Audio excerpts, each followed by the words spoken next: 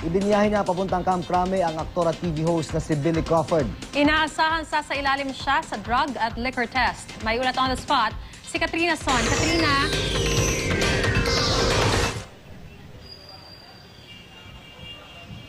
Maris, June, idinitain nga dito sa Taguig Police Headquarters ang TV host na si Billy Crawford.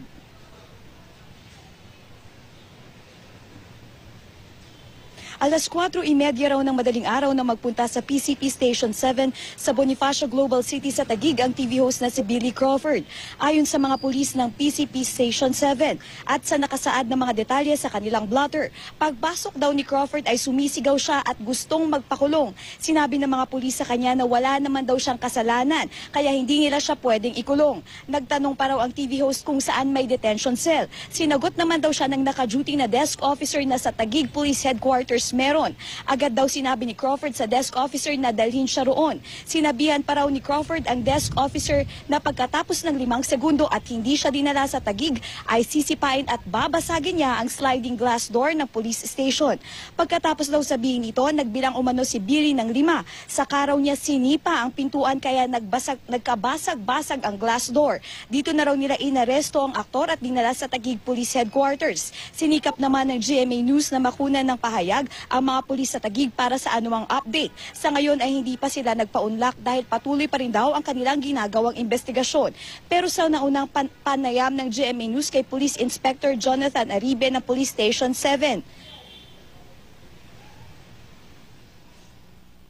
Bigla lang siya dumating na sa PCP namin.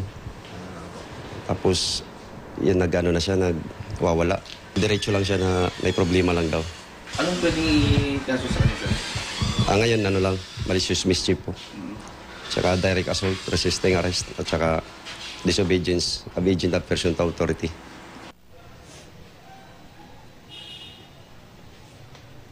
Samantala sa ngayon ay wala pa rin inilalabas na anumang pahayag ang aktor at ang kanyang kampo. Sinubukan ng GMA News kanina nakapanayim siya pero tumanggi nga si Crawford.